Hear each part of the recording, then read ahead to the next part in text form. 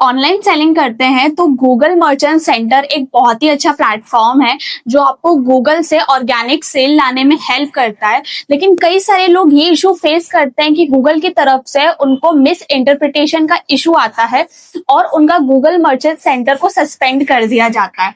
तो आज की वीडियो में हम बात करेंगे कौन कौन से फैक्टर होते हैं जो मिस इंटरप्रिटेशन इशू शो करते हैं और हम उन्हें कैसे फिक्स करके वापस से रीअप्लाई कर सकते हैं जिससे हमारा Google merchant centre account recover हो जाए।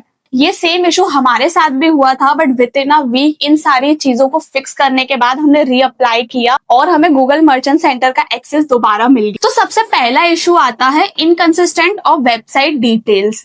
हम गूगल मर्चेंट सेंटर पे जब भी अकाउंट बनाते हैं तो हमारे बिजनेस की बेसिक डिटेल्स हमें वहां फीड करनी होती है। तो मेक श्योर करो कि वो जो डिटेल्स आप फीड कर रहे हो वो बिल्कुल मैच होनी चाहिए आपकी वेबसाइट पे जो ऑलरेडी अपलोडेड इंफॉर्मेशन है।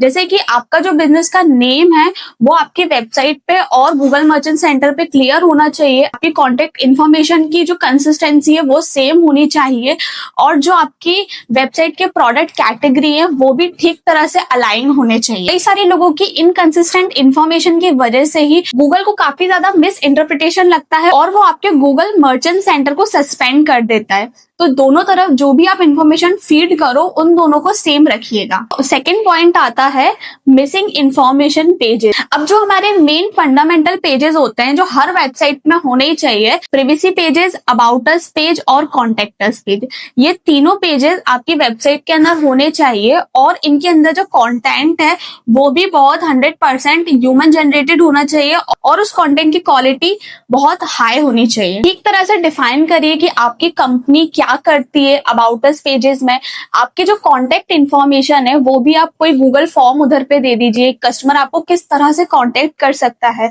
अगर आपकी कोई लोकेशन है या फिर आपका कोई कांटेक्ट नंबर है या फिर बिजनेस ईमेल है वो भी ठीक तरह से मेंशन करिए जिसके थ्रू कस्टमर को भी क्लियर हो कि वो आपको कैसे रीच आउट कर सकता है। गूगल समझता है कि ये सारी इन्फॉर्मेशन जब आप अपने बिजनेस के बारे में शोकेस करते हो तो आपकी ट्रस्ट वर्दीनेस और भी ज्यादा बढ़ जाती है और कस्टमर के साथ बॉन्ड अच्छा बनता है, तो आपकी वेबसाइट की ऑथेंटिसिटी बढ़ जाती है।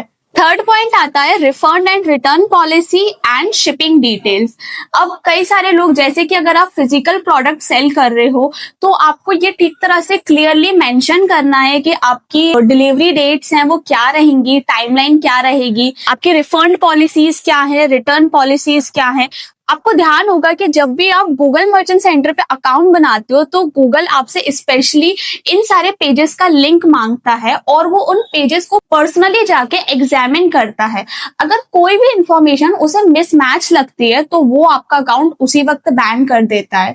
तो अपने जो अकाउंट की डिटेल्स हैं, आप शिपिंग कितने टाइम में दे दोगे, आप ऐसा मान लीजिए कि आप जितना ज्यादा कस्टमर के सामने ट्रांसपेरेंट होंगे उतना ही आप गूगल की नजर में ट्रस्ट वैल्यू गेन करेंगे। तो ये सारी इंफॉर्मेशन को ठीक तरह से प्लेस करिए अपनी वेबसाइट के ऊपर। फोर्थ इशू आता है फेक ऑफर्स एंड डिस्काउंट।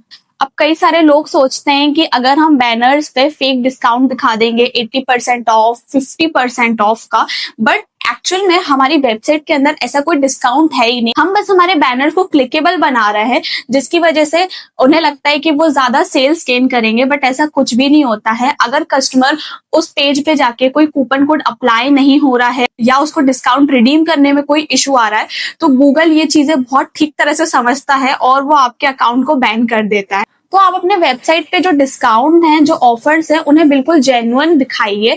जो एक्चुअल में कोड रिडीम हो रहे हैं, डिस्काउंट रिडीम हो रहा है, चेक करिए कि आपने जो कोड लाइव किए हैं, आपके जो रिडीम कोड लाइव किए हैं वो एंड परचेस पे जाके रिडीम हो भी रहे हैं या नहीं।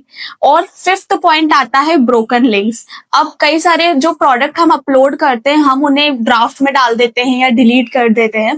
जब वो पेजेस, जब वो प्रोडक्ट गूगल शॉपिंग पे शो करता है और कस्टमर उन्हें क्लिक करके आपकी वेबसाइट पे लैंड होता है तो कई बार ये इशू आता है 404 एरर नॉट फाउंड। पेजेस की जो लिंक्स होती है वो ब्रोकन होती है या फिर वो किन्हीं और ही अलग वेबसाइट पे रीडायरेक्ट हो रही होती है।